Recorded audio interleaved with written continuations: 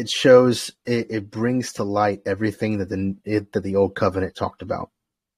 That what God prophesied through the prophets, through Isaiah, Hosea, Jeremiah, through the Messiah, and then it shows what Messiah did, and that one act of obedience in Messiah brought together Jew and Gentile, and everything that Paul talked about in Ephesians, in Romans, in Colossians, everything here is seen here in Ephesians.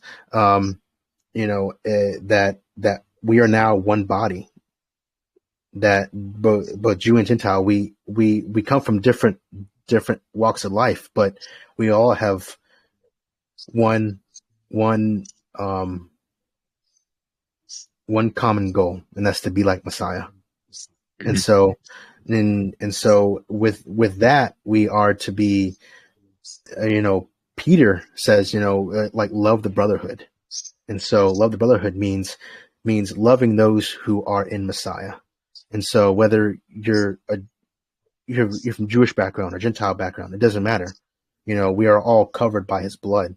And so therefore we are all brothers and sisters in Christ. And so does it mean that, like, we lose who we are? We lose that identity that we used to be? No.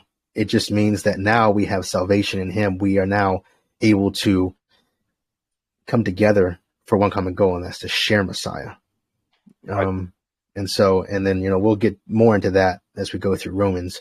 That's one of Paul's big pet peeves as we come to find out. I like how you highlight the fact that we don't lose our individuality either. Mm-hmm. Yeah. Because God gave us that. God doesn't want to change you. Change who you are. Change your personality, change your ethnicity, whatever. He wants to change your heart. And so, now, to allow your personality to dictate your actions. Now that's when it can get, dicey, and where we go, where we don't want to go, which is an important clarification to make. Yes. Yes. And so for that verse, what stands out to you? So I think that kind of like what you're mentioning here, it creates one people together.